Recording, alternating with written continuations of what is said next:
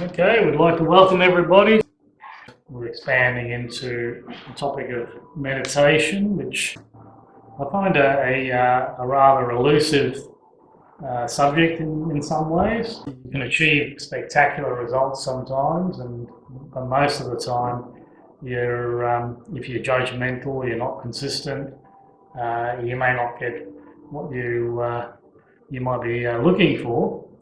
One of the quotes that I got from a divination was, "Meditation brings peace, but does not negate the need for choice and action." You still have to take action, and in order to find that peace, we do the meditation and find peace in order to prepare one's mind and heart for that situation. Yeah, you might feel more present, you might develop your intuition, or something that we've promoted over the decades is silent knowledge, right, which is self-explanatory. You might have to purify your diet, make sure you play now and again. There's the subject, I'll put it on the video as well. And tomorrow night is a movie. The cinema is Metaphysia. It's Prophecy and New World Future.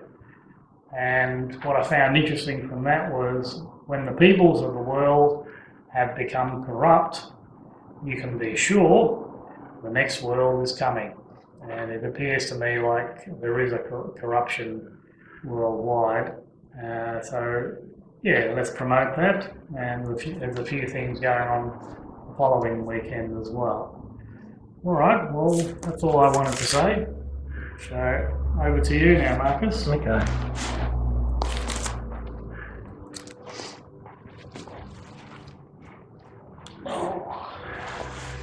Okay. Now. Welcome, everybody.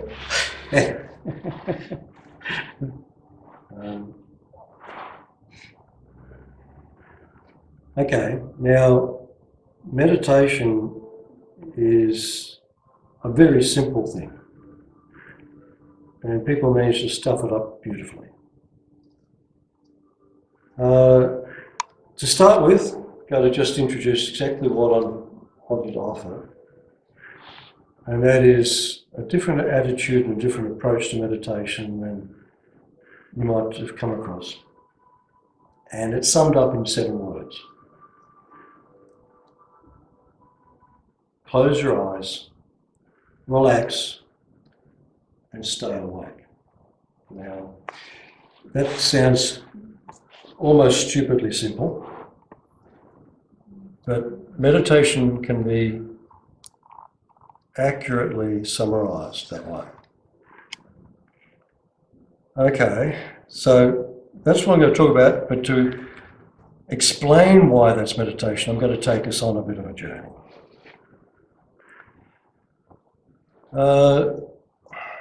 Meditation, as it's understood now, it's associated with altered states, and people think altered states is meditation.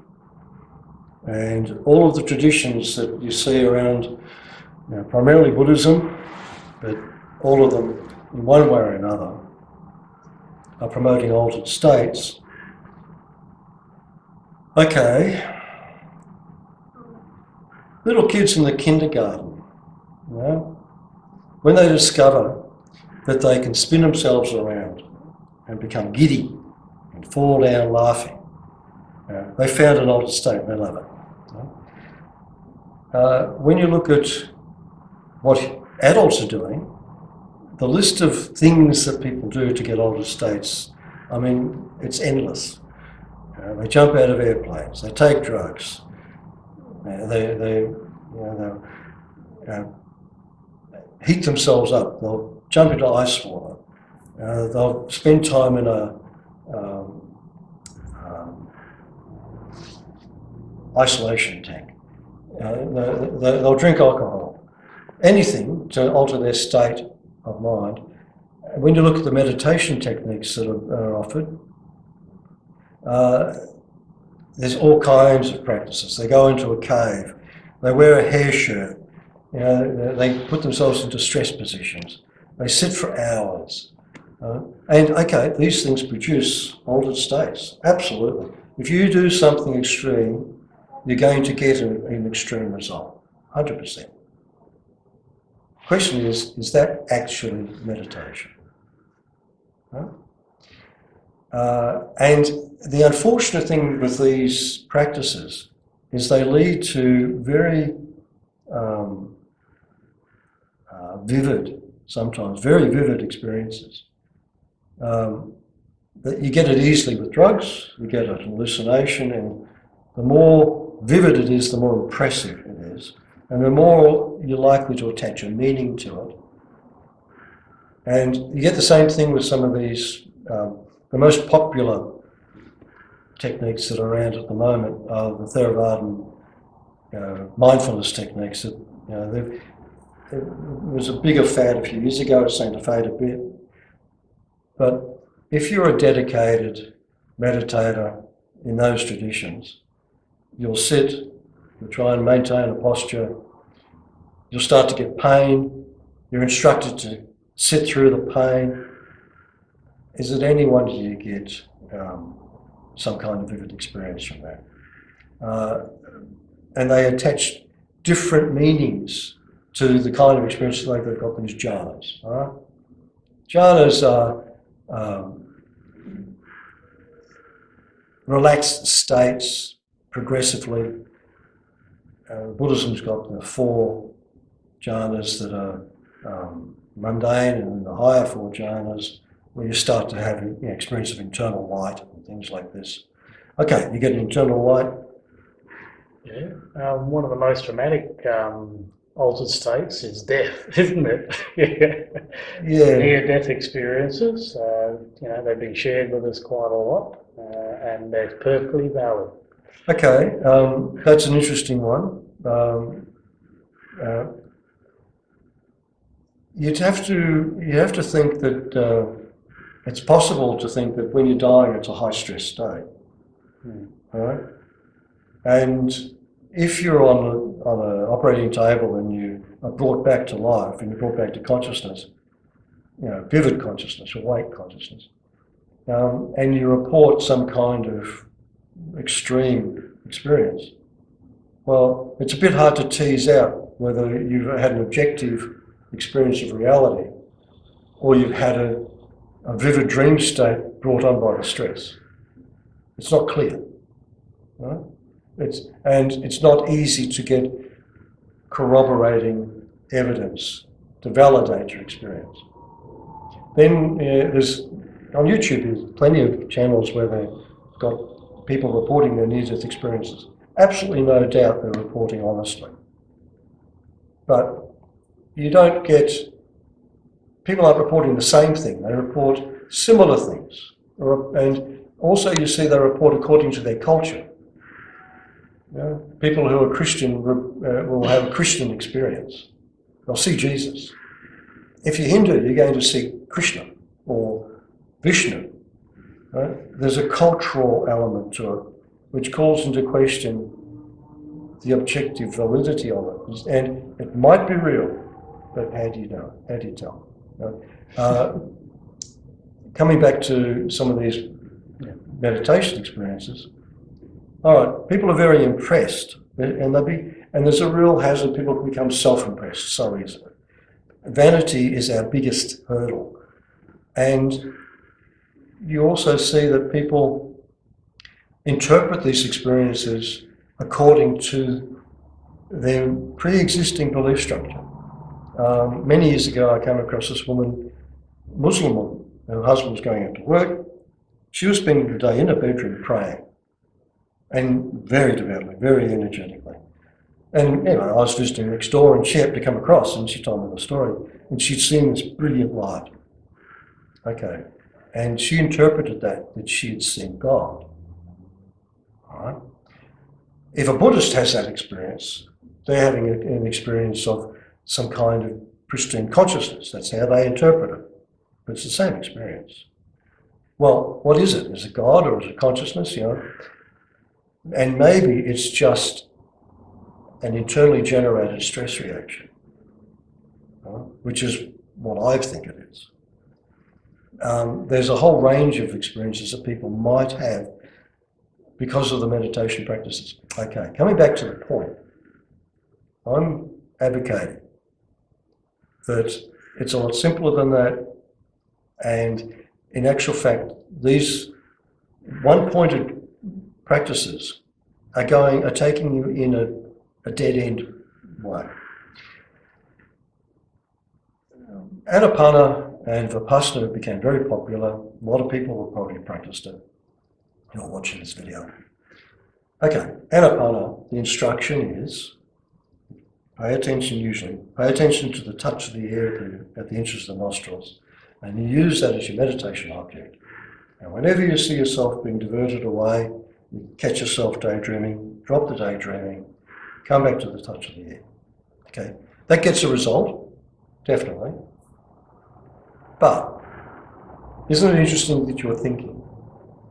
Why not investigate, well, why am I thinking? What started this thought?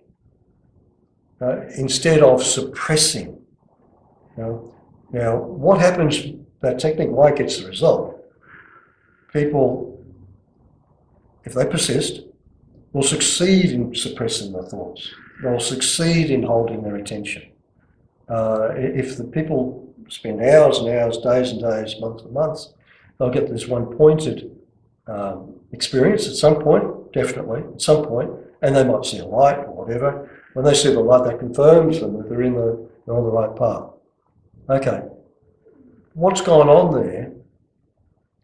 The thinking, which usually is habitual, repetitive, possibly even troubled thinking, is a sign of their internal agitation.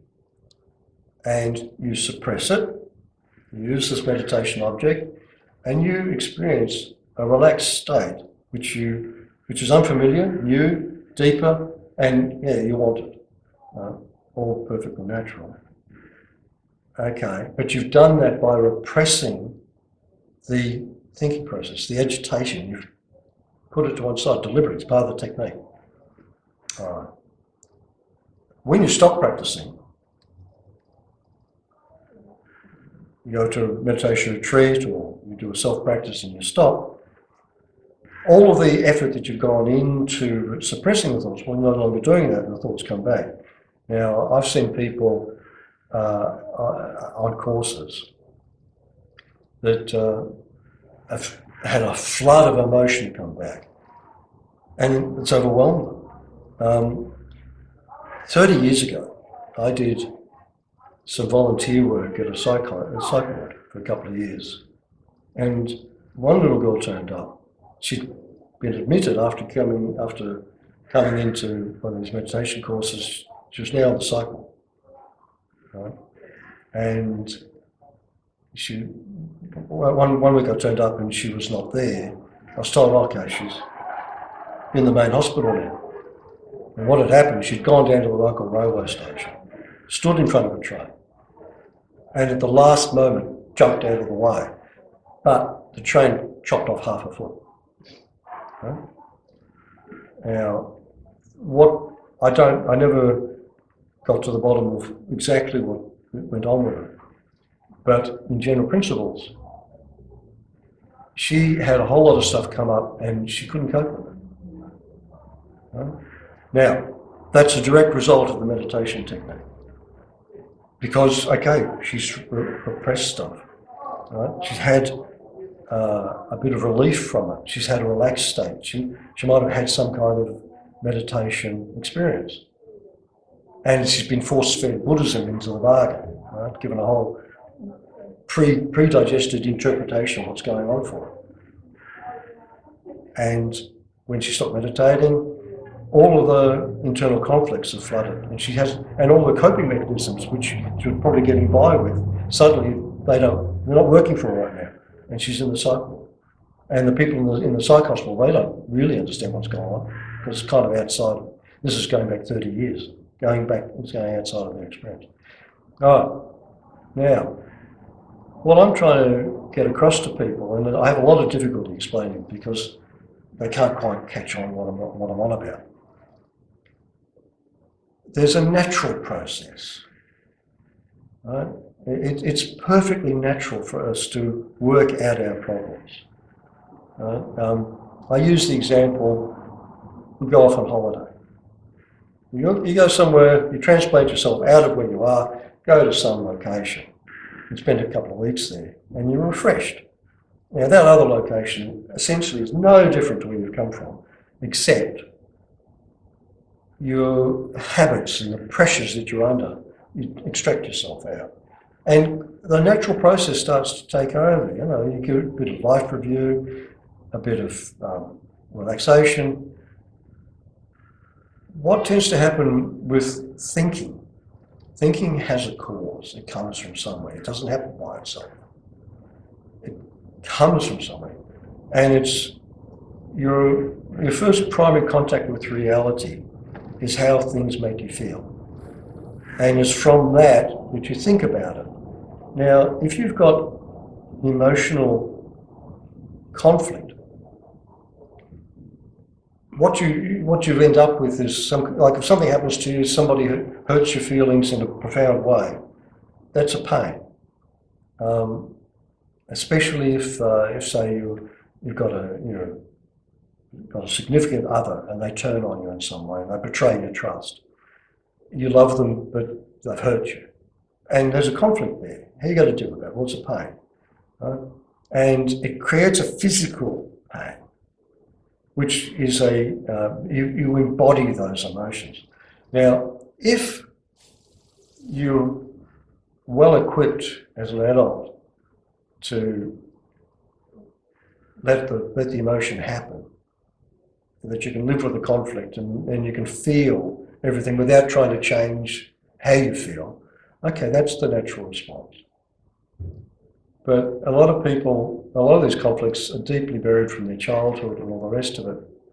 And at that age, they couldn't do that and they had to make some compromise. And they're left with an embodied physical knot, which they grow up with and they habituate to. And it becomes very unconscious. They don't even know that it's there. Okay. When you meditate, talking about these one-pointed exercises, and you succeed in relaxing, then some of those tensions become conscious to you, possibly for the first time in years. And all the emotions that are associated with that flood to your conscious awareness. And it can be very confusing because it can be many of those things are unlocked at the same time. The natural process, the one that seems to be automatic in our psyche, is that given time, we get used to how we feel, we accommodate to it, and we tend to understand things. These techniques they developed hundreds of years ago, possibly when there were simpler times, and there wasn't quite the emotional difficulties that we have now. And those techniques, okay, they can be very interesting. All these meditation experiences can be fascinating. And who knows where they lead to? You know, why should you see light, for instance? What's going on there? That's a reasonable question to ask. But in terms of what people seem mostly to want from meditation, it's counterproductive. There are some people who are motivated by just sheer curiosity. They want to understand the world. Meditation is something that holds out the possibility that they might find some deep answers. Do we live forever? Or do we have one life? Do we reincarnate? All these, is there a God? Deep questions. And meditation and the advertising holds out the idea that you might be able to answer those questions, but that's not what most people want. The vast majority of people, they want a bit of peace of mind. Some people just want to sleep at night. Some people just, they just want to get along and not not be so stressed. Now, there's a natural process for that, and that is that you become aware of what's driving, what the agitation. Now, there are layers and layers of internal tension which can build up over many years. The most obvious tensions are the ones you'll become aware of earliest. As you discover what's driving that, then the less obvious, the tensions you're mostly habituated to can then become in your awareness. And there's a very simple way of unlocking that. And that's to, rather than seek to impose some kind of extra stress on yourself, which when you're trying to suppress your thought, focus your attention, that's an added stress that you're placing on yourself. Well, rather than stressing yourself, just looking for the most natural way, natural state. The mechanism that's in the psyche that will accommodate that is relaxation and maintaining your awareness. Now, our Western psychology had a very good start. It's been derailed. There was Freud and Jung. Freud invented this notion of the talking cure, where he just got people to be on a couch and free association. And the therapist would sit behind, out of eyesight, and the role of the therapist was to help the person in therapy notice how the free association, how those thoughts were connected. And in that way, that person would gain deeper insight into their own, as Freud called it, unconscious, but it's the subconscious. It's into the subconscious. And Freud noticed that as a person saw the connections in their psyche through this process of free association, that they became better. Stress left them. The term then was people were hysterical. They lose this clinical condition and start to be able to function better.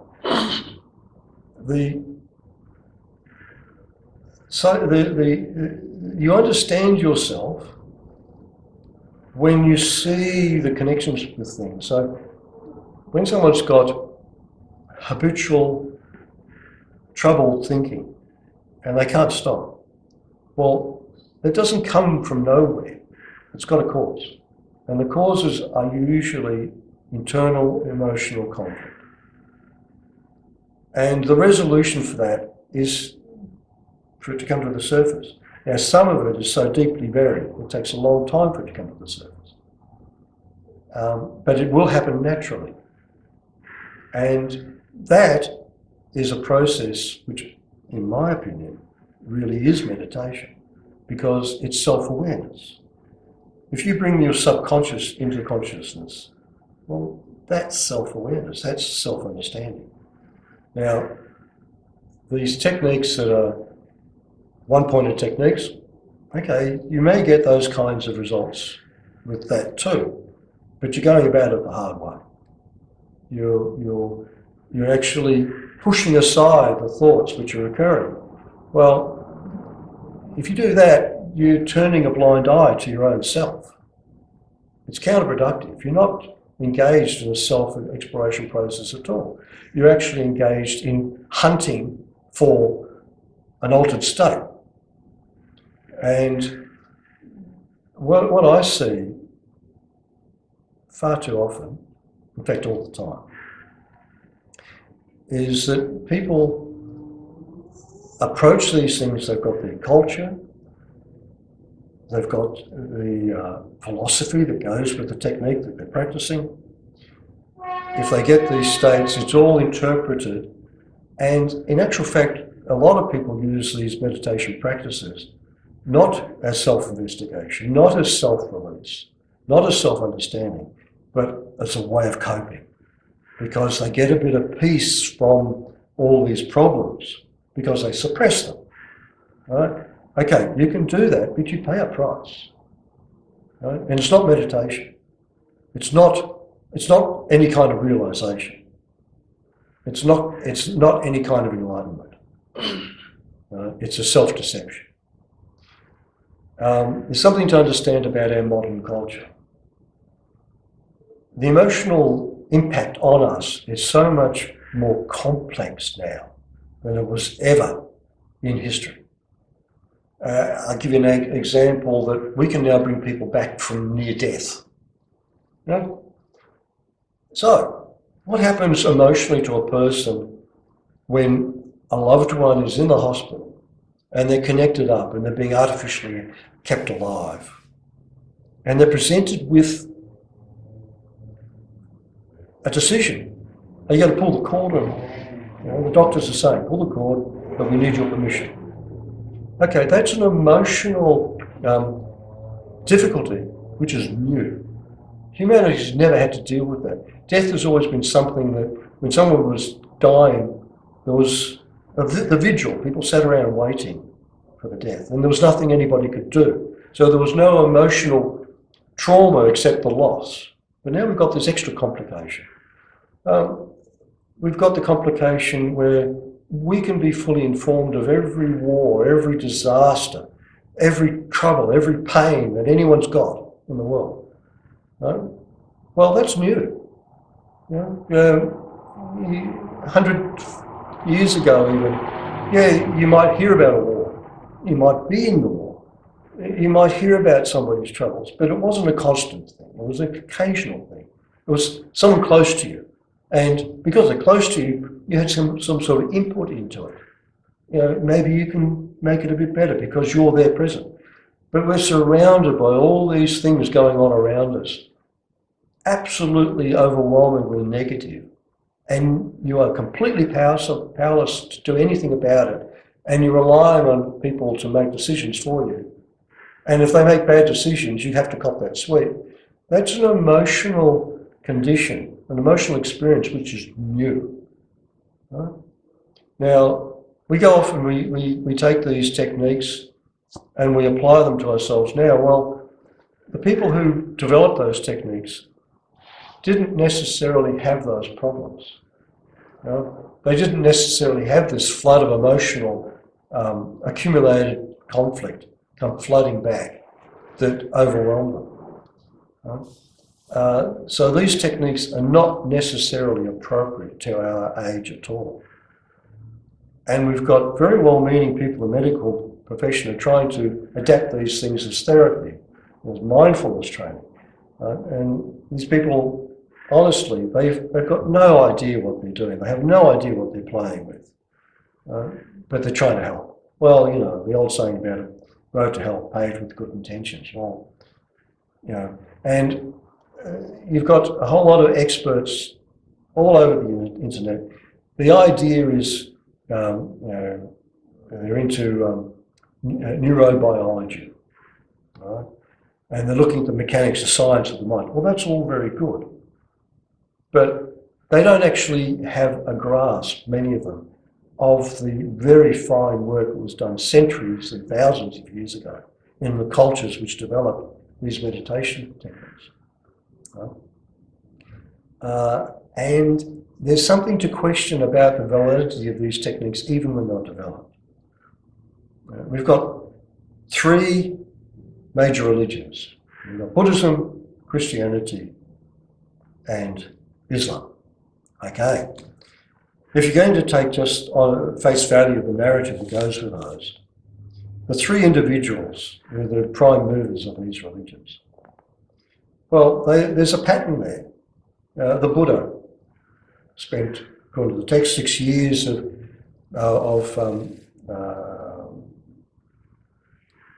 what's the word for it? Self-denial. I forget quite now the term. Bad time to be having lapse of memory. Jesus went off into the wilderness. You had Muhammad, who for several months, over 20 years, went off into a cave. we don't know the techniques they practice, but it looks very much like it was what's the word for it? Help me out, George. What's the word for it? Okay, so, the similarities don't stop there. Before the Buddha gets his enlightenment, supposedly Mara turns up, some being, and tempts him with all kinds of naked dancing girls and great wealth and all the rest of it. You've got Jesus, who's taken up onto the high point, and supposedly the devil tempts him with all the kingdoms of the world.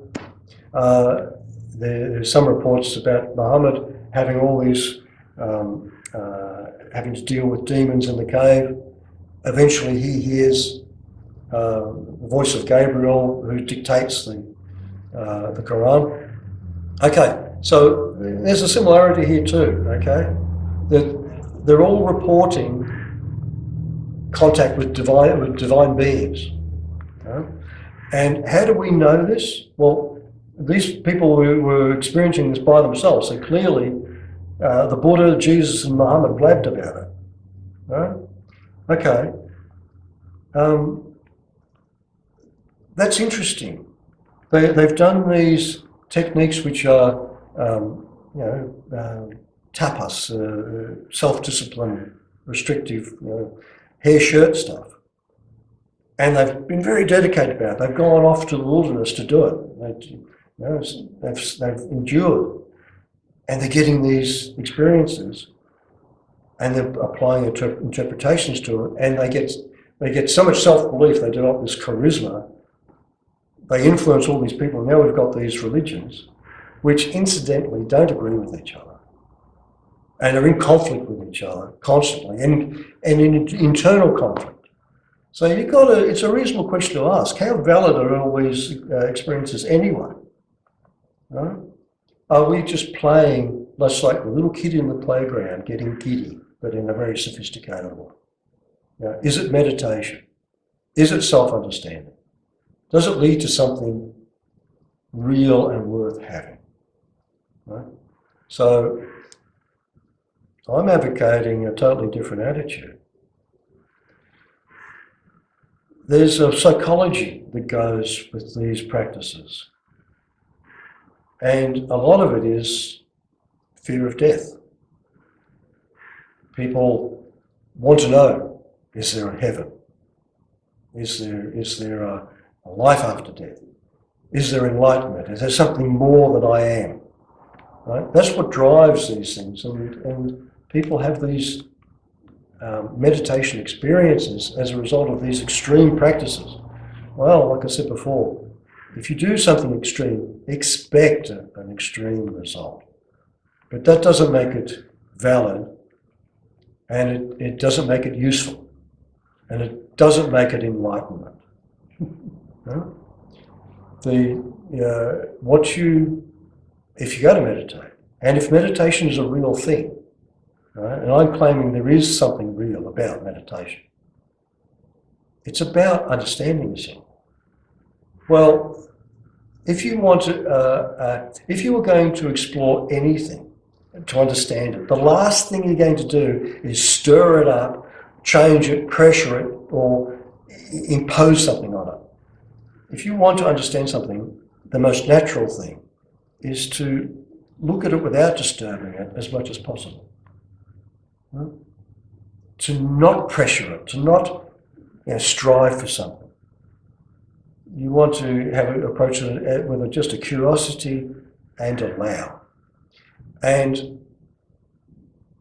this thing I'm advocating, close your eyes, relax, and stay awake. I'm advocating that. I've been doing that now for 3 years before I've decided to advocate it. And I'm very happy with the results I'm getting. Now, one thing I've been tossing and turning about doing this, you go on YouTube and if you want to find a guru these days, they're everywhere. They're all over YouTube. Take your pick. Right? And they're all telling you, I've had these jhanas. Or some are now, there's a lot of competition out there now for clicks. Right? Some of them are now bold enough to say, claiming they're enlightened. The ones that get cute about it say they're awakened. You know. And well, what's the purpose of doing that? They're trying to establish authority. It's trying to say, well, you know, I've done this, I'm important, listen to me. Right? I think a lot of these people might be well-meaning, but they're kidding themselves. Now, I've been practicing, I'm going to do the same now. I'm going to establish some authority here. I've been practicing for 55 years.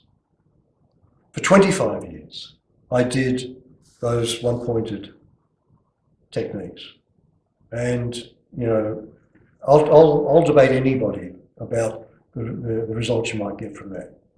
But that's another matter. About 30 years ago, I was seeing these problems. Like I say, 30 years ago, I was doing volunteer work in the psych ward. But I saw it as well. I could see there were problems. And I also had problems. I experienced some of those difficulties. And I wasn't at all happy about it. And I decided consciously to go out on my own. I went looking for some other way to go about this. And I've discovered I'm actually quite consistent. For a very long time, I've understood that the key to all of this are your emotions. If you have some kind of emotional turmoil, you will try, and you're not willing to deal with it, look at it directly, you'll try and change it. You try and make yourself happier. And you do that by fantasizing. You do that by running little stories in your head and embellishing it continually, trying to change the past, trying to make it what it isn't. Right? And that's what drives the incessant repetitive thinking. And if you want to stop that, if you want to get past that, then you go to, well, what's driving it? And every time you go to find, there's some kind of emotional driver for it. And that's and that's non-conceptual. You know, the thoughts about it are what you make of it. And this is non-conceptual, it's raw experience. And it can be quite extreme. It can be profound anger. It can be, you know, terror, you know, at the extremities. You know. And what's required is to get a clear experience of that, undiluted, and a willingness just to let it happen. And as you do that, you acclimatise to it, you get used to it, you accept it, and you integrate it. And the thinking stops, because the thinking is all about trying to change it. The thinking is emblematic of the internal conflict that's going on. Now, this is also a natural process. Just as you review your life and you get older, you know, you work out things, the pennies drop. It's the most natural process to understand yourself. Right? It's what happens. All that happens if you go to meditate is you're volunteering that process, for that process. You're not engaging in a self-struggle. Now, that leads to this process of seeing the internal tension, and as you relax that, you become aware of other ones. And you can become aware of stuff that happens so far back in your childhood that, you know, before you even were walking, something may have traumatized you. And you may not know what the event was, but you find the tension, right? And it relaxes. Now, there's another benefit with this. And this is the lasting benefit. If you go down these one-pointed techniques, okay, fine, do that if you want. But if you do, when you get up off the cushion or stop doing the practice, the benefit you get from that is you lose it. You get some remainder, basically you lose it until you go back. You've got to keep on going back to repeating those practices and gradually build up. You know, if you do it for years and years, okay, you'll get a good result eventually. But if you're taking the approach of allowing, rather than trying to make something happen, just allowing, then what are you doing? You're relaxing, and that becomes a habit. You're constantly relaxing in everything. Whether you're meditating or not, it becomes, you start to embody that. And the other part of it is mental alertness. That becomes a habit. Right? And you start to embody the very thing that you've been practicing, and you carry it through as a normal, everyday thing. So I'm going to finish with this. Mahatma Gandhi published an autobiography, and he gave it a very interesting title. He called it My Experiments with Truth. That was the title of his book. And it's a very interesting way of looking at things. Because if you actually think about your own life, each of us is conducting our own life experiment. Our lives are an experiment which we are conducting. And you don't get a vote on it. Whether you're fully socialised or whether you're questioning life. It's an experiment you're conducting. Okay. Well, it's kind of interesting that you've got all these theories, philosophies, practices, lots of ways of getting giddy, right? And if you adopt that, you're experimenting. Doesn't matter whether someone tells you what authority is. And it's worth your while to question it a bit. Get to the bottom of it and ask yourself, okay, I'm getting these experiences. How useful are they? What good are they doing to me? What good are they doing to the world? Now, I'm here to say the most natural practices that you might adopt lead to the sanest result. So that's pretty much what I want to say.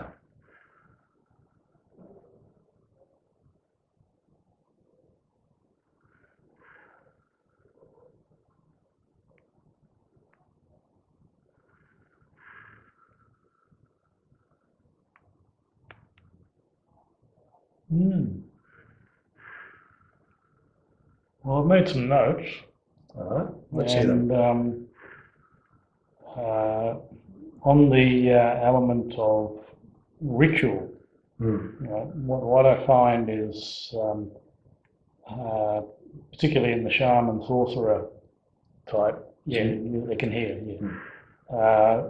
information, is ritual is not necessarily a path to freedom. It's actually a path of entrapment. Because you're basing your let's say meditative practice on having to do something in order to bring it about. Yeah, you're trying to get something that you think you haven't got. Something like that, yeah. So that was an interesting element. I'm talking from personal experience as well. And the element of being in the present, to me, is a form of meditation. If you're in the present, you're not out there in the past or the future with your thoughts, and it makes you fully present, and that way your waking experience is a meditation in itself. You're living your life, you're not living a role. Yeah, okay. And because when you're out of that state, when you're outside the present, then this thing called fear can set in. You can be frightened in the present. It's not the fear isn't the problem. It's how you respond to it. The acronym that we've come across for fear is false evidence appearing real. And yeah, but there is real fear. I mean, if I'm trying to cross the pedestrian crossing, there's a truck bearing down 100 k's, I'm not going to enforce my right on that truck. I'm legitimately afraid of being run over. Yeah, I agree with you, right? However, according to the deeper understanding of that is your life cannot be ended prematurely, right? Before you're born, you have a life plan. Okay, well, I've heard all that sort of stuff, and I'm not going to dispute it. Mm-hmm. I just don't think it's relevant. I don't think it's necessary if you're going to be in the present, all right, well, if that's sufficient in itself, you don't need to find explanations for it. Mm. Well, it's interesting, because my life's journey is to explore those other elements, and early on you touched on near death, right? Hasn't it? Yeah. And I did bring up the issue that Yeah. it's the ultimate altered state, and maybe it's the ultimate state. yeah. Well, you might have mentioned that it could be the near-death experience could be rationalised as cultural effects. There's a lot of the terminology is confounding issues. Confounding issues. Like it's not just a thing in itself you can analyse. There's all these other influences you've got to tease out to see what the core thing is. There might be something real to it, but it's very hard to know. Well, I understand where you're coming from on that. However, the information that I was guided to 40 years ago tells us a lot more about those before life, after life situations and near-death experiences and all that sort of thing. Well, just to comment on that, yeah. Breaking in on you. Okay, if self-understanding and meditation is a real thing, and the process that I've just outlined leads to self-understanding, well, at some point, theoretically, all of those things might become knowable as well, maybe or maybe not. Well, there have been people in history that have gone beyond the death experience, and one of the more prominent ones, and a documentary has been made on his teachings, and the guy is Swedenborg. Mm-hmm. I haven't looked at him, but I've heard of him. Through very deep meditation, he was able to go beyond the present life experience and bring back a lot of information on what happens beyond those states. Well, I don't have to dispute the true or false of that. I would say, for the average person, it's irrelevant. You know, the actual life living experience.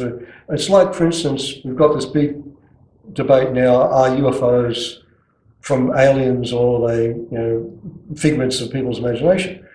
Well, okay, that's an interesting topic, but unless an alien lobs in front of me, it's got nothing to do with me. I've got no input in that. It doesn't affect my life directly. I hear what you're saying.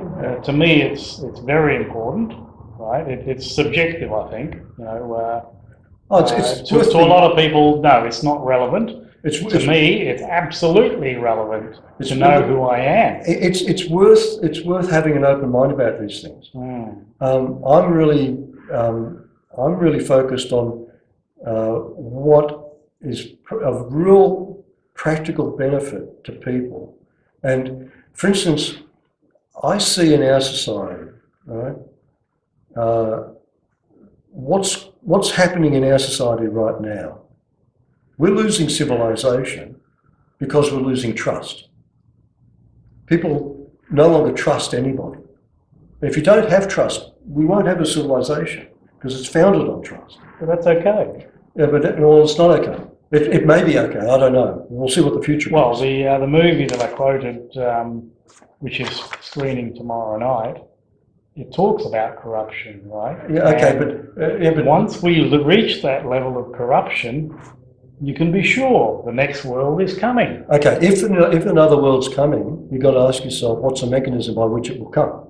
It just comes. No, it doesn't. No, it's not that. It's not that. It's not that slam dunk. You've got to say to yourself, okay, well, why have we got the world we've got now? Until you can answer that question, no new world is coming. The world is the way it is because of what we have done and what we haven't done. Okay. It all comes back to us. Yeah. Okay. And we can't put it outside of ourselves. I am responsible, just like anyone else is responsible for everything that's out there. Now, a lot of people have trouble with that. Yeah. Okay. But there are degrees of responsibility. All right. For instance, a young child does something wrong. Right? Like damages something or kills an animal, burns ants with a microscope, right? Or whatever. Right? Okay, terrible what they're doing. But how culpable are they? Because how well do they understand what they've done? Right? Well, they haven't been raised in a culture where they would self-realise that those sort of things exactly. We've got a cultural problem. Are not good for the soul. Let's put it that way. Yeah. So right? yeah, but that's what I'm getting at. That we've got this entrenched cultural problem, right? Of we've lost trust, right? So blockchain is an example to try and get around the problem, right? You can have a trustless society. Rather than try and build trust, let's have a trustless society, right? Okay. So I asked myself the question: well, why is there no trust? What's trust built on? How do you get trust? Right? And I came up with the answer. I came up with was based on ethics. On what? On ethics, right? Now, no one's got perfect ethics, but if I know that you're trying to be ethical, and you know that I'm trying to be ethical, when some kind of conflict comes up between us, we're not going to fight about it necessarily. We can talk about it because we trust each other based on the fact that I understand you're being ethical. Okay, so that leads to another question. Where does ethics come from? All right? Now, we've attempted rule book ethics, religious invocations, law, rule book ethics, right? Okay, but that's not a robust form of ethics. A robust form of ethics is when you want to protect something. If you value something, you automatically want to protect it. Okay, so again, to answer a lot of the elements that you brought up, it's not random that somebody is born into the world and is not taught a series of ethics, right? So this goes, again, beyond the material existence, right? Where everyone that's born had actually pre-chosen to take on that experience. Okay, I understand that. I understand what you're trying to say. But that's not a necessary way. That's a very complex way of looking at something which can be... I don't think it's complex at all. I think it makes so much sense. I think there's a simpler way of looking at it. You're just born. Right? You're just born. Forget about theorising. I don't know what that means. You just turn up in the world, all right? I don't think it works that way. Well, yeah, no, but you're asking me to adopt a cosmology, right? Yes, it is. Yeah. Okay, well, that's just one possible, plausible cosmology. There's heaps out there, and they're all plausible. Hang on. What I wanted to share before was in relation to near-death experiences and past life regression. I mean, we had a past life regression hypnotherapist here for 9 years, and he confirmed through his talks everything that I've learned 40 years ago. In other words, we are here on purpose. right? Yeah, well, how do you know? How do you know that that's not And confirmation hang on, bias hang on. your The part? past life regression hypnotherapy is a science. It's an objective science. They have documented hundreds of thousands of cases now, over the decades, and they have found patterns, right? Which tells us that the ultimate reality has got validity, right? You can't just say that doesn't. No, you just said something that doesn't have any meaning. The ultimate reality has validity. Doesn't actually tell me anything. That's just a whole bunch of words. Well, I'm just pointing out that they've found similarities in people's near-death experiences, right? It's not just cultural. Yes, there is cultural aspects. But why wouldn't you? As the organism dies, why wouldn't you expect that everybody's experience would be more or less the same? Because it's the same organism. Why wouldn't it'd be stranger if everybody's death experience was totally unique and bizarre? Huh? Yeah, I mean, my own grandmother, when she was on her deathbed, she reported to my mother before she, fully passed away, that the room was full of angels with wings. Right? Now that was her cultural element. Yeah, it doesn't mean that there weren't beings there. That's how she. Yeah, it's entirely possible. From what I get from the information I work with, every one of those, let's call them altered states, is valid, just as valid as you and I sitting here. I'm not disputing the validity of these states. Yeah. All right, but I think there's a lot to be questioned about the interpretation of those states. Well, I'm talking about a scientifically validated method of treating the near-death experience and also the past life regression. I will put that into the interesting basket, but not the essential basket. Oh, I think it's absolutely valid. And I wouldn't be disputing its validity. All right. Like I don't dispute the validity of people seeing a light. Of course they see a light, it's real, something actually happens. Right? Where I'm sort of focused on is, okay, what's their response to that? And how useful is the experience? Right? And it can be very useful. Somebody is very materialistic and they've got no openness to anything other than that. They have some bizarre meditation experience. Okay, well, that's going to open up their imagination at least. They'll be more open to ideas. All right? But coming back to this thing I was trying to make the point about trust. Right? There's this chain of causation, to steal from the Buddhists, that you've got trust, ethics, appreciation. Right? Now, so I see the problem with trust, why there's so little trust, is we've arrived at a point where people are not appreciating. And why are they appreciating? Well, so many people have got emotional problems and they're shutting down as a way of coping. Well, you do that, your emotional reaction is your primary experience of life. Something happens to you and you feel it, and that happens before you think about it. And conceptualize it before you make a worldview. If you're shutting down your emotional state, you're cutting off your ability to appreciate or even experience vividly. And that's what's happened to our culture. Right? And emotionally, people need to reconnect to themselves. If they do that, their experience is more vivid, their capacity to appreciate is greater, their ethics naturally occurs, and because of that ethical behaviour, you don't have to have laws. People want to behave like that. They don't want to rip off their grandmother, Yeah, I go on with right? That. Okay, so then you've got a situation, we've got all these real world problems happening now. And there's only one way we're going to solve them, is we get together and we talk it through. Honestly, without fear, with trust. Right? And you've got all these people meditating, and you know what they're doing? They're just trying to escape. They want to be, right? It's called spiritual materialism, right? Yeah. Right? And they think they're making progress.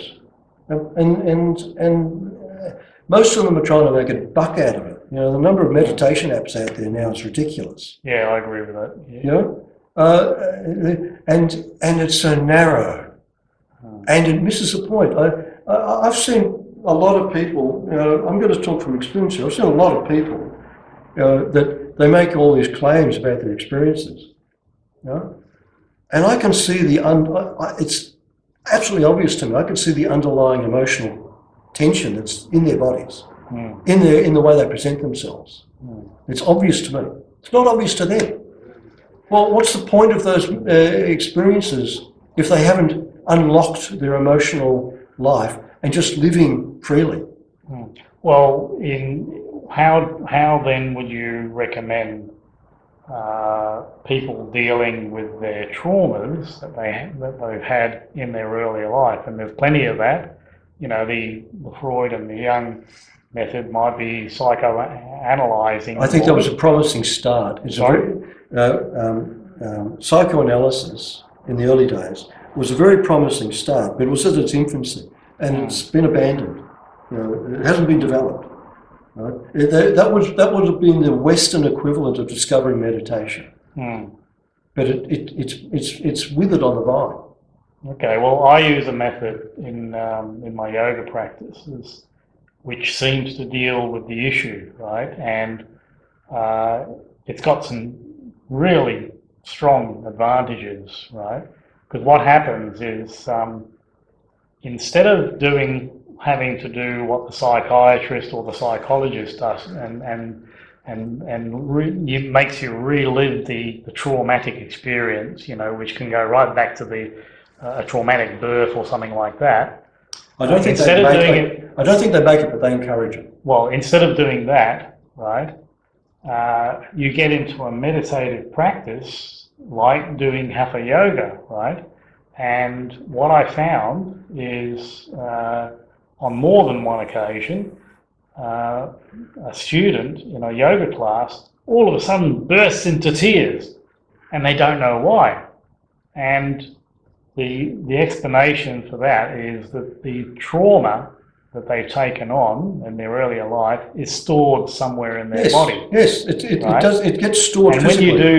When you do the postures and the asanas, there's a relaxation response from doing, you know, all those complex moves and positions and all that, and the traumas are released naturally. Yes. Yeah. Well, that's exactly what I've been trying to say. Yeah, I picked up on that. You can release them naturally just by doing a meditative practice like hatha yoga. Yes, yeah, valid, totally valid. And you don't have to psychoanalyze it. I'm not a fan of psychoanalyzing. That's another kind of trying to make something happen. Yeah. Right? See, that's what's so suspect about all these practices, is that they're forcing techniques. Well, do you know what that actually underlines?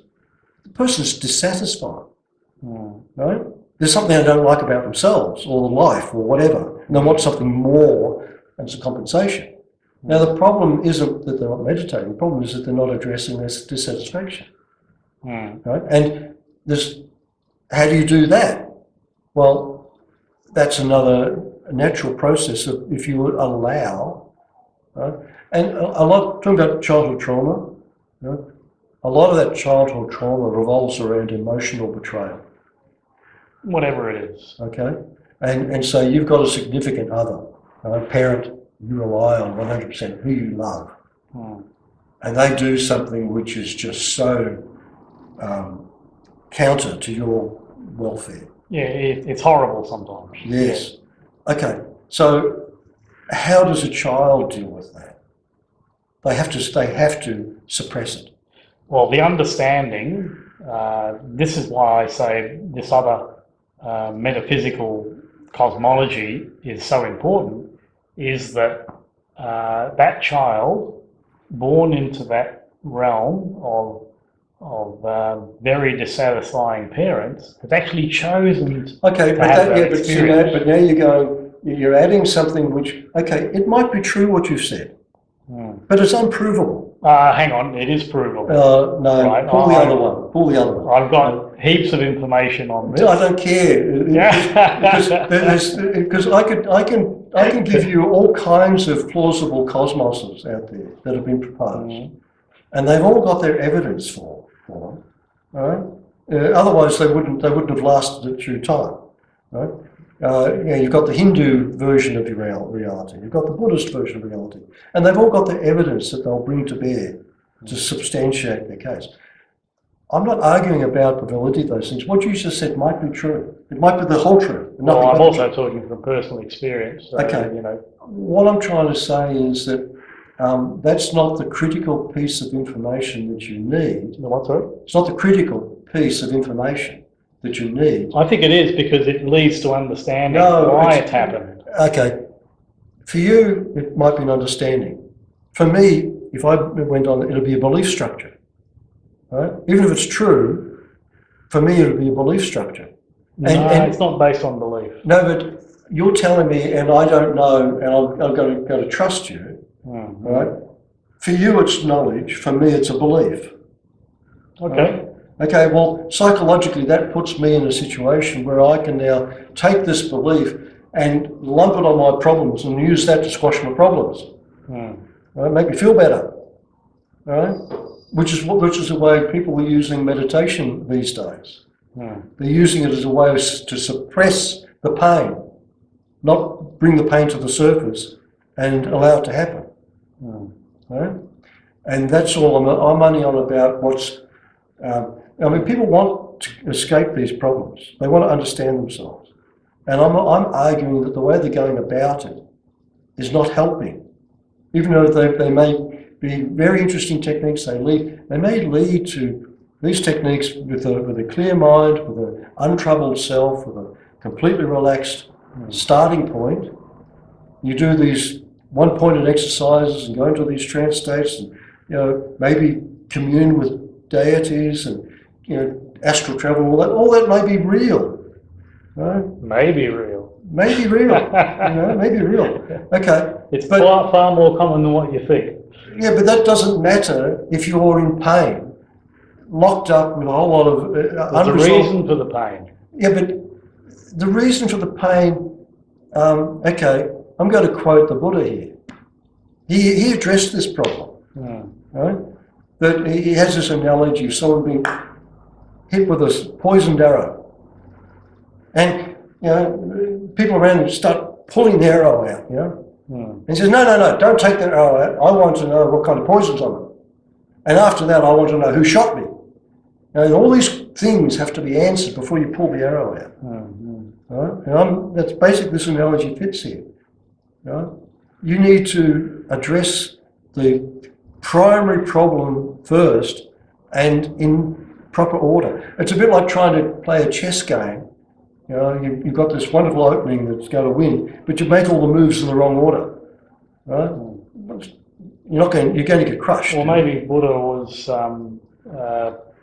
coming from a point of view that the arrow is not a coincidence, right? Somebody shooting him, there must be something behind it, and probably, certainly. No, you're not going to get shot necessarily for no reason. It's a message to say, oh, you're not looking at this aspect. Okay, clearly. But take the arrow out first and then investigate the message. Well, no, I'm saying what he wanted to do was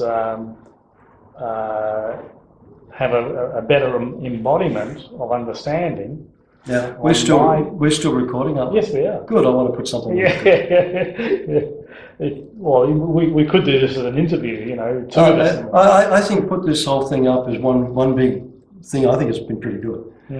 Well, look, I could do and I have done them, talks based on these. No. I think we've been batting this to and fro quite usefully. Yeah, sure. I mean, we can do that. Yeah. Okay. But to me, it's what I call basic metaphysics, and it's almost non-existent in this society. Okay. No wonder the society is in trouble. Look, we've only just begun to understand the universe, and it's infinite. Okay, the Buddha. I want to put this on record. Right? people have completely fucked up the message the guy was trying to give to people. Right? He talked about suffering. He said suffering has a cause. And he said there was a way to overcome that suffering, to eliminate the cause. And he gave a remedy, right? The Eightfold Path. Okay. But he didn't say all suffering. Right? I mean, you lose a limb, you can't reverse that. He was talking about psychological suffering. He was talking about the suffering that we create for ourselves. That's the suffering that we can become aware of, see the cause, and not experience because we eliminate the cause. Right? Okay. I mean, it's so obvious, and yet not even that's all twisted up in Buddhism. Okay.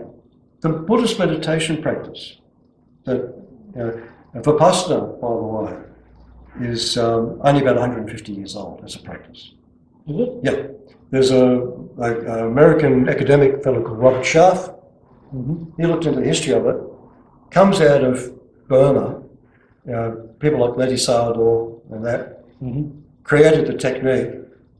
And at the time it was controversial. The Buddhists at the time, the traditional Buddhists, were up in arms about it. Oh, right. Yeah. And it's based on the Visuddhimagga, which is a main Buddhist Theravada text. I think 5th century AD, something like that. And those similar sorts of techniques have been reinvented over time. Right? But you go to these meditation courses and some of them are bold enough to say this is the technique the Buddha practiced. It's bullshit.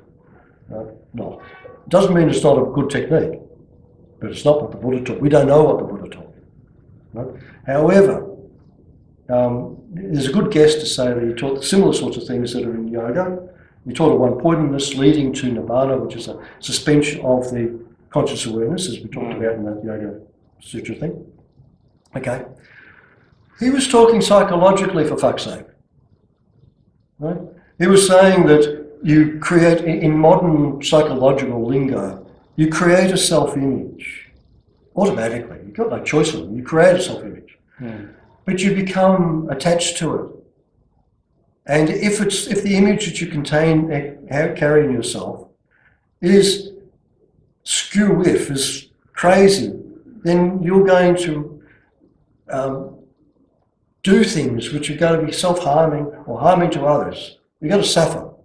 And it's all based on having an attachment to this self-image. Yeah, the attachment is a mask, or it's kind of ritualised. You identify to It's even simpler than that. You just are that thing that you believe you think you are. And, and you're attached to that. Okay, now the whole point of Buddhist meditation is, okay, you go into this trance state where you lose conscious awareness. Well, you lose the self, right? But you lose this mind-created self. And he never had any concept about self doesn't exist. He actually refused to discuss the matter metaphysically. And that's in the text, and the Buddhists very conveniently gloss over that, because they're absolutely stuck on this idea that he taught no self, meaning no abiding self. No, absolutely not. He didn't teach that. He taught this mind-created self, which disappears when the stream of consciousness is suspended. Right? And that was the whole purpose of the meditation technique, that a person could directly experience the fact that they lose this conceptual self and recognize that as an experience, as a way of overcoming the attachment to it. Right? He was a psychologist way back when, and it went over the heads of people. And then you've got a history of all these fucking nutcases. Right? Nagarjuna, you read Nagarjuna and make sense of that shit. Right? All these people trying to climb the Buddhist greasy pole and be important. That's really them. There's a kind of madness, and it gets entrenched. And now 2,500 years later, you've got these people. The average Buddhist is sitting on their meditation cushion, desperately trying to prove to themselves they don't exist. Right? That's what it amounts to. It's mad, right? But it's the culture. It's the culture. Yeah, in a way they don't. Yeah, and well, in a way they don't exist. Well, let's not go there. So, I don't exist, you don't exist. Oh, I won't agree with that at all. So you've got these cultural. When you look at, you can go on YouTube these days and you see what the Hindus believe, and they're all quoting the Veda. Yeah? It's like the Bible, except it's real, and and they're doing like a lot of these Mahayana practices where they're visualizing deities. Well, that's very Hindu. Every village has got its own god, just about. And they're quoting the Veda in this unquestioning way, and that becomes ritual, yeah. Yeah, and they'll spout off, Dogma, even. Yeah, dogma. But they'll spout off and talk about all these magical things, and they've read it from the Veda, and they're not talking from experience. Or they're talking from some kind of partial experience and they extrapolate to be generous. And that's cultural. You see Christian mystics, right? Well, they have all these weird experiences too, but they interpret it according to their culture. Now, and their cosmologies, their belief structures. Now, there may be the Hindu pantheon. That might be real. There might really be a Shiva. Maybe. But what's that mean to me? If Shiva decides to come and talk to me, great, fine. We'll have a God person conversation. Right? But in the meantime, what's important to me is that I'm living my life fully possessed of whatever capabilities I should be mine. Well, you could say that what's important to anyone is well-being, right? Well-being, peace of mind. And the way to that well-being is to realise who you are, right? And that's what possible. People don't. That's what's missing in this society. People don't appreciate how powerful they are. Well, look. Yeah, but you're talking at this very high level, which... Well, I can't help that. This is my journey. Okay, but and I'm not saying it's not real. I don't know whether it's real or not, all right? What I'm saying is much more day to day, like just present moment. Yeah, I can't be satisfied with that. Well, see, that's the thing then I would be challenging you then if you can't be satisfied with that. What, sorry? I'd be issuing a challenge to you. If you can't be satisfied with that, I'd be saying to you, you've got some kind of emotional thing that makes you dissatisfied, but just being alive isn't good enough. All right? Oh, I'm very happy to be alive. Yeah, me too. Me too. It's a wonderful. I hope it happens again. That's a substance of the way I'm looking at things. Now I'm going to break one of my own rules. Just talk about myself for a second. Like I said, I did 25 years of really quite dedicated practice. Well, to speak from personal experience, because that's the only thing that counts. And I've had most of the meditation experiences that are out there. Right? And I've had 30 years to think about them. And what good are they? I've only noticed one abiding benefit. I've discovered that I'm emotionally very much more stable than I might otherwise have been, as a direct result of that. Yeah. Right? But, and like I said, 30 years ago, I could see problems, and I abandoned all the philosophies, and I went off on my own. Yeah? Okay? Now, gradually, I've arrived at this thing that I'm now proselytizing, right? And like I say, I've put so far 3 years of effort into seeing, well, what comes of it if you practice this way. I've discovered things like these inattentions. Right? I've had things unlock inside of me that never happened with really quite intense practice. It never happened. It may never have happened. And I did have some of those things unlocked. I did have a range of insights and internal blocks release because of the other practices. Mm-hmm. But and they're very rare. I can name 5 fingers is enough to count the sorts of things that happened in 3 years. But geez, I'm happy about it. So I'm quite convinced that the approach I'm offering is valuable, is worth at least people considering, and I'm confident that people won't get into trouble with it, which is my main concern, because it's self-limiting. And it's a bit of Taoism in there. Wu Wei, effortless. The only area, the instruction, close your eyes, well, automatically you're going to be internalized. That's going to be the dominant thing. The relax. Well, there's a lifetime to learn about how to relax. That's a learning thing all on its own. Stay awake. Okay. People want to fall asleep. I fall asleep doing it. That doesn't matter. You don't scold yourself. You don't try and force yourself to be awake, because that's an effort. What you're looking for is the effortless alertness, that which occurs without effort, that doesn't need sustaining. Right? Okay? Wu Wei, Taoism, very nice. That is self-limiting. It's Self-limiting. Right? It's completely opposite attitude to meditation. These one-pointed techniques are all about forcing, imposing on yourself, getting a result, right? Effort. Right? This is turning that upside down. Whenever you realise you're making an effort, forcing it, that's what you've got to relax. That's what you've got to not do, is force, right? And allow what is naturally can occur. And I found that, as I said, that I'm steadily becoming more relaxed and alert just as my being, which is the long-term benefit.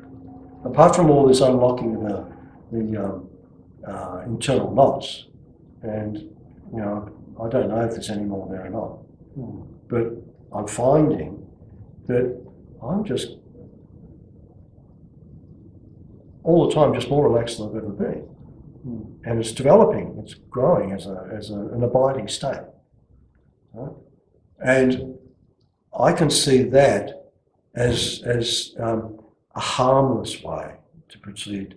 And like I say, I could name 5 events over 3 years where, wow, that's interesting. I've understood myself in a way. And it's all been emotionally based.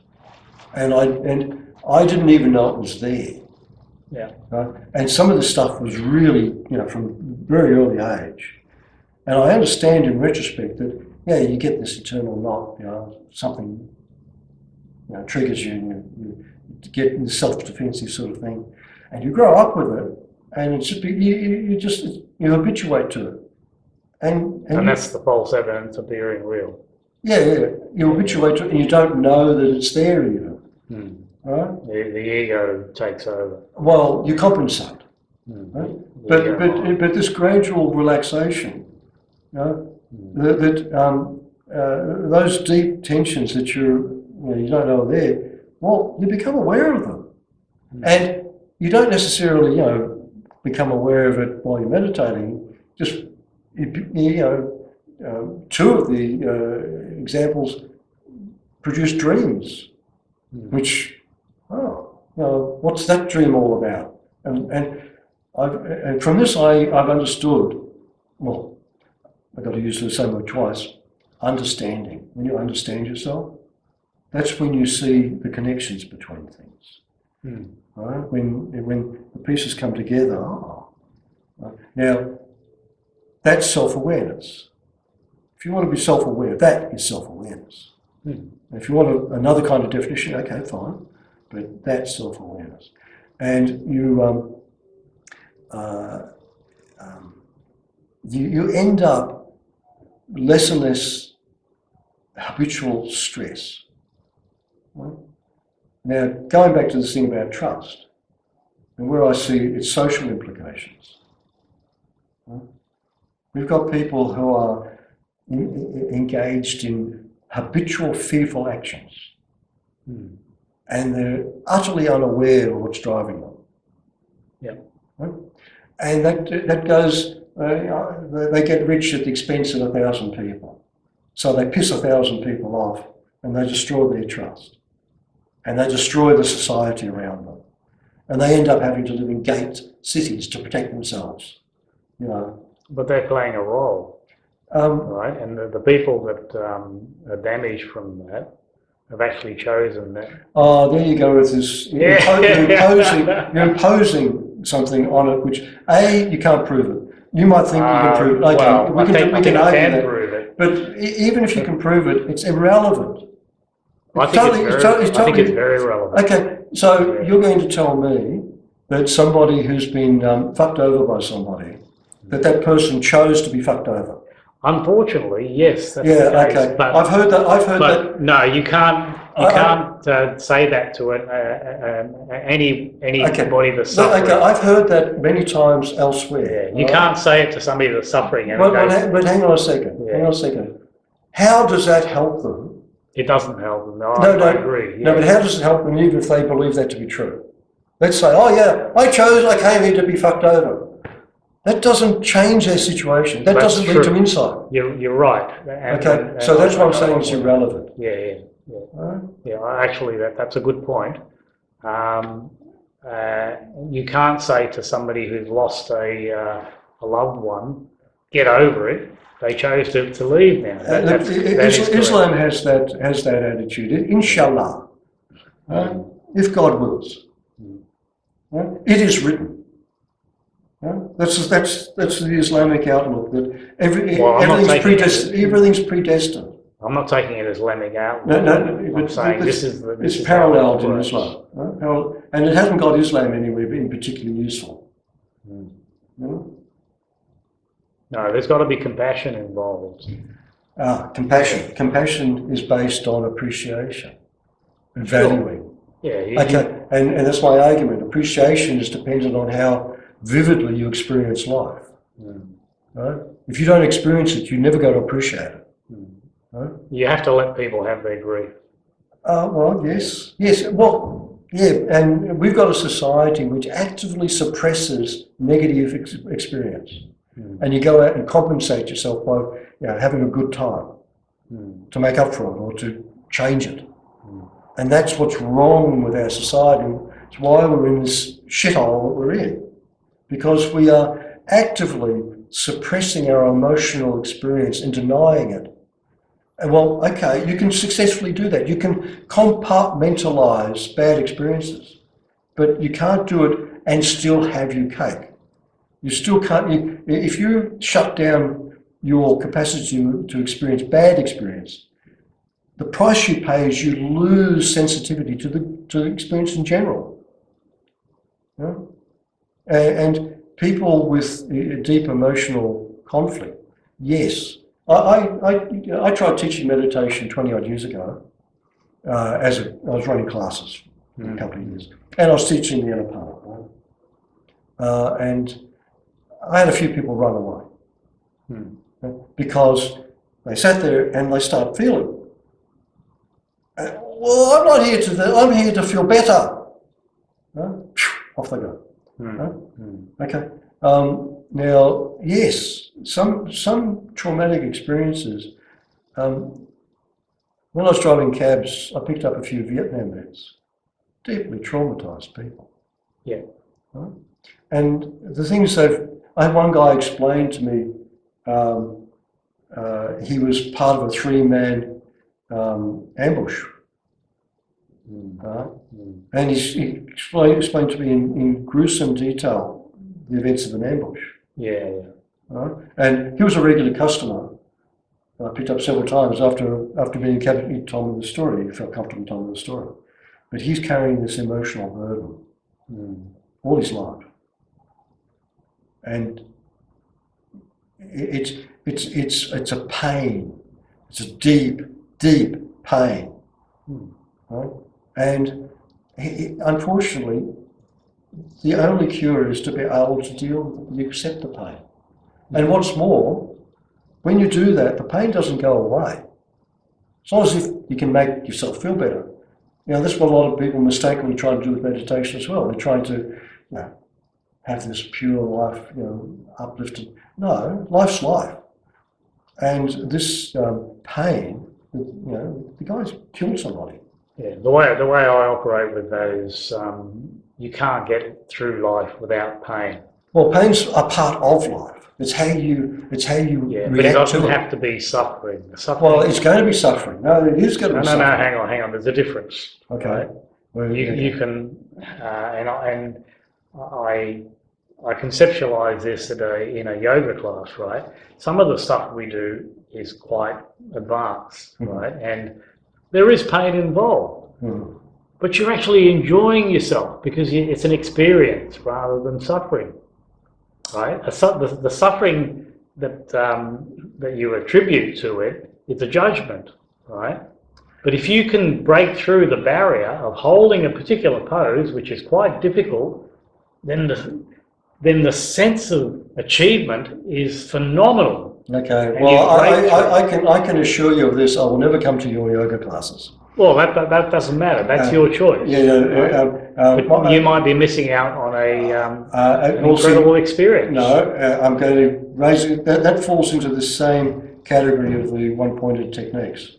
You're trying to force something. Well, I'm not forcing anything, right? I mean, You're forcing a person to go through the pain. All right? In my early yoga practice, I was talking about this before. You know, this is 20, 25 years ago. What I noticed was when I would start my practice, I would have incredible surges of energy. And I'm wondering, where's this coming from? What is it all about? The sense of well-being was just absolutely phenomenal. And the yoga didn't really explain it, you know, with the teachings I was working with. But the Carlos Castaneda magical passes did explain it. It's directing energy in certain ways in order to produce very high states of well-being. I'm glad you raised that. All right, because I'm going to go back to this meditation in 7 words. All right, there's no philosophy with it. There's no explanation, because I don't think you need that either. I don't think you need an explanation. Well, we're here to have experiences. We've chosen to do that. Yeah, okay. I think we learn from our experience, but you don't have to have some kind of a global explanation which wraps it all up in a bundle. Well, puts a ribbon on it. Your soul desires to evolve. Okay, so if you're capable of understanding the greater truth, then you're born with that. If you're capable, it's innate. Right? And you will arrive at it because it's innate. You don't have to precondition any experience by having some kind of explanation ahead of time. It's not necessary. I don't know what you're trying to get at. Okay, I'm talking about how people interpret their experiences because of their conditioning. And some of these philosophies interpret before you have the experience, right?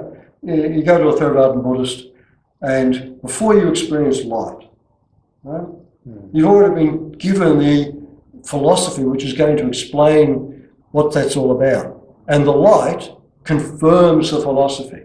Well, it's us about, right? You've already got an expectation, and I've experienced the light. I'm on the path, therefore Buddhism must be true. Right? Well, and then you get the same problem. You get the same problem if you're a Christian and you see a light. I've seen God. Right? Well, that's their experience. You know, why invalidate it? Not invalidating the experience. I'm talking about how that experience is interpreted. Right? And people interpret according to how they're conditioned. But that's okay. Let them do that. Okay, and they will. But so this is underpinning. Why do we have religious wars? Even amongst the same religion. Stupidity. No, people people have a belief which has been confirmed and somebody is contradicting them. Oh, they must be the devil. Well, they must be infidels. Well, that's very primitive thought. It's based on having a conditioned, a prior, pre-digested interpretation of your experience before you experience it. Well, it's belief systems that, Belief systems. that clash. Yeah. Okay. And what I'm getting at is that none of that's necessary. I agree. Do away with your beliefs. If you can. If you can. Right? And that's what's so hard about meditation, actually. Because you're dealing with preconceptual experience. You're dealing with what happens before you think about it. And there's a kind of getting used to that. And sometimes you don't have to think about something. Just let it be. And you may not understand it in words. The most profound meditation experience I had is based on that, where, you know, there was a time when I was doing a lot of meditation, and I was sitting there in meditation one day and I had a shocking thought. And the thought was, oh, I haven't had a thought for 10 minutes, right? I mean, that was a shock to me, right? Yep. You know? And so the next question that I asked was, what happens now? And as soon as I had that thought, I was the fountain. You know, I don't know if it's Kundalini or what, but I was a fountain, and I was expanding outward like a fizzy drink or something like that. That's the closest description I can give to that. And I knew what was going on because I'd studied some of the states that you can go into from this. And I was so excited that I wrecked the experience, you know. I went straight back into my body, and that was it. If you had 10 minutes of silence before you noticed it, that was a pretty long first experience. Well, that's what I perceived. Yeah, I mean, that's a long time. Yeah. And I was in total silence. I had no judgments. It was blissful. Okay. It's the only description I can give to it. Where I think about that these days, I think thinking is actually a pretty good thing. I wouldn't do without it. I've changed that with Descartes has got a very famous quote, I think, therefore I am. And I've changed that, I think, therefore I am confused. Okay. Well, yeah. Thinking comes from the ego. Let me make a point. It's not even the spiritual element of us. Let me make a point. Okay. But what I understand from experience is that most of the time your mind is silent. Right? If you're untroubled, if there's nothing driving thought, and most things which drive, the problem is not thinking. The problem is obsessive, compulsive, repetitive fantasy. That's where people have problems. That's what keeps people awake at night. They're worrying about stuff. Right? Yeah, I've experienced that a lot. Okay, yeah. So but when there's no emotional agitation, I'm really emphasising this emotional side of things. Feelings. Right?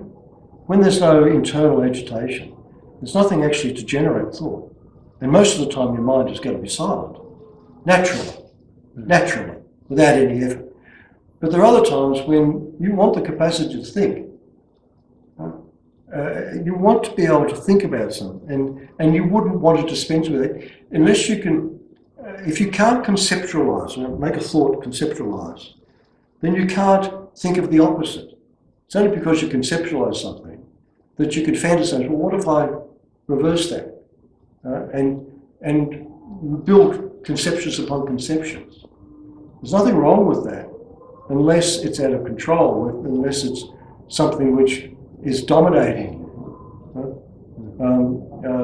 And you wouldn't want, because it's a part of intelligence, you wouldn't want to to not have that. But you don't want it to be the only thing you've got. Mm. And going back to pain, right? This is what goes on with these Theravada techniques. You know, they actively encourage you. You're sitting, Theravada Zen, Soto Zen say, all night fucking sitting through pain, right? And you can be screaming in pain. You sit there. How do you cope with that? Okay, what you do is you relax. That's how you get through it. You relax into it. Okay, and that produces some of these trance states. That produces some of these really pleasant or agreeable or enviable mental states that are new to you. And it reinforces, this is right, this is what I should be doing. And sometimes it leads to some kind of insight, because in that relaxed state, maybe things occur to you that, the pennies drop. Okay. And yes, there's some value in that. But too many people get into bother with that it's not a safe practice in our time, for the reasons I've outlined. Our emotional environment is so much more complex than it was 1,000 years ago. And the emotional imposition upon people is so subtle. Advertising, influence through just, buy this. They get you by your emotions. They want you to be emotionally engaged to their product. Well, that's new. And if we're going to understand ourselves, we need to be creative about how we go about it. Yeah, I mean, you could. What you're doing there is you're summing up in a way, and probably appropriate at this time, right? Is there anything you'd like to encapsulate as a summing up statement, sort of? The without going on for hours. The pro forma question to end. Where would you like to take this? In other words? I just want people to think about this attitude. That I'm kind of waving a red flag that all these forcing techniques, underlying that, anything in which you want something, okay, you're going to get results. Going to get results, no question. Are they the best results you can get with the time you spend, the effort you make? And I'm kind of telling people, well, have a think about rejecting all that and looking at the opposite of not striving, not pushing, not trying to make something happen. And I'm warning you in advance, it's probably the world's slowest meditation technique.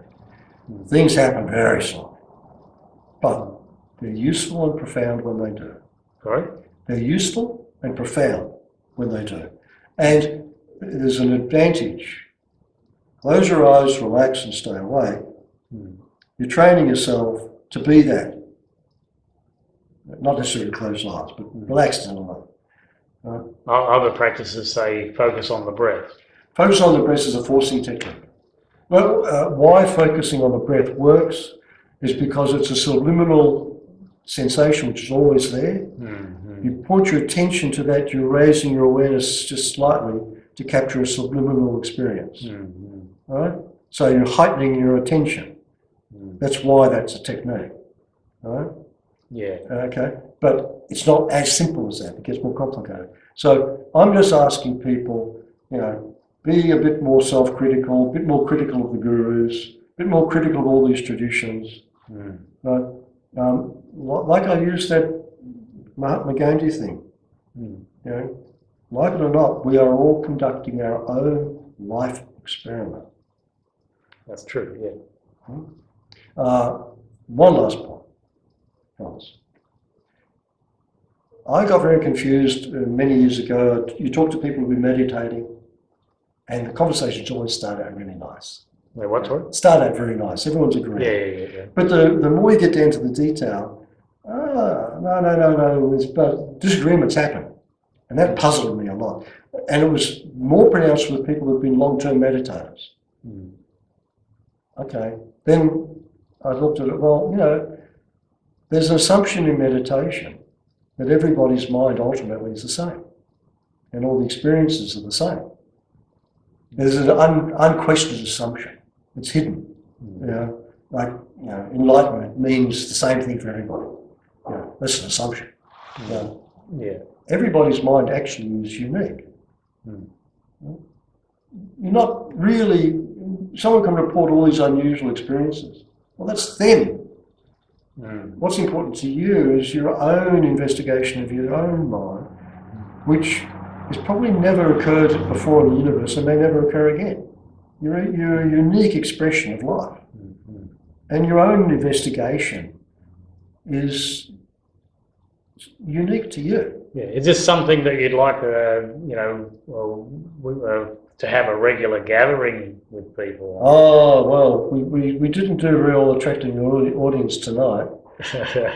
What I think we might do, if you're happy to do it, put this up, hold a sponsor, the whole thing, right?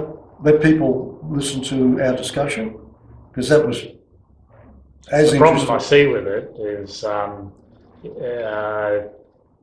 because people don't have a background in a lot of this sort of high-level information. Oh, not necessarily. A lot of people out there that have done a lot of things.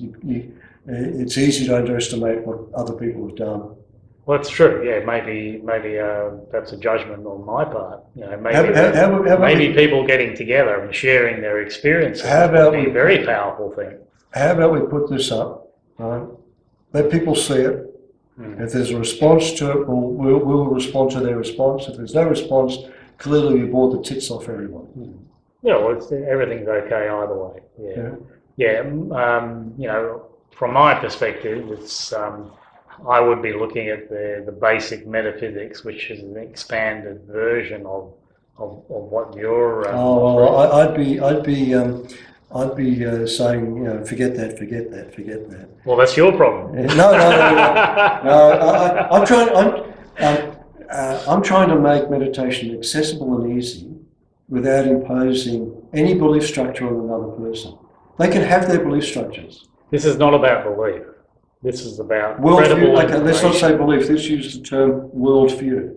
Right? That's neutral. Worldview. Wow. Okay. I don't think you're allowing the situation to grow. To me, we can come to a better understanding of ourselves by knowing these expanded, let's call them views. You call them views. I don't think they're views at all. I knew from the age of 4 or 5 that I am divine. Even though the Greek Orthodox religious stuff and the Sunday school stuff were telling me to worship God, this or that, I knew. I didn't express it in this way, but I knew that I am the source of my being. In a way, I couldn't. I didn't put it in those words, but I had that knowing right from that early age. And so, to do a practice like a meditation practice or something without the broader understandings is not enough for me. Okay. Yeah. Well, anyway. Okay. Oh, and look, I accept that. I think that no matter what I might say, and how adequately I might say it, people are still going to do what they want to do, and mostly they're going to go down these one-pointed techniques because that's what's on offer, and they want to explore that. I explored it. I went down that too. It's what everyone's going to do. I'm just putting out there. Okay, look. Sure. I've got a different idea. I'm arguing the point here, and I know that I'm in the minority. Yeah. Well, how about we call it a night? Yeah. I think. Look, I think we've covered a lot of ground. How long It's tonight. Huh? It's tonight. Tonight? Yeah. What about it? Well, you just said why not call it tonight? Oh, you're calling it the night? Yes. Okay. Well, that's very relevant, isn't it? So, out of curiosity, how long has this gone for? Do you have a timer? We started a little bit after 8, so it's close to 2 hours. 2 hours. Yeah. Okay. Well, you know, if you'd be willing to put this whole thing up, I think we had a very Crikey. yeah. And look, they can switch off after the first 5 minutes. You know, they've got the choice. That's what usually happens. Okay, they switch off the first 5 minutes. Fine. I gave my monologue. Okay, I got my point across, and our discussion, I think, was probably more interesting. Well, it's a different path, yeah. Because it's give and you know, take. they're both valid in their own Yeah, right. it's give and take. And you know, if people are interested further, okay, well, I'll hang around. Yeah, And it's if not they're how not- I market it though. You'd have Oh, to bugger marketing. Just put it out there, and if people like it, they like it. And if they don't, they don't. And maybe they don't like it for very good reasons, you know, which I'm yet to wake up to. Yeah, that's right. Yeah. You know, it's, All right. Well, let's call it a close. And Yeah. namaste. no mistake. You don't need namaste. It doesn't No. matter. Either way. Oh, Okay. it's a nice ritual. It's harmless. Yeah. It's just a greeting. That's all Yeah, it is. Yeah. All right then. Thank Okay. you. Good night.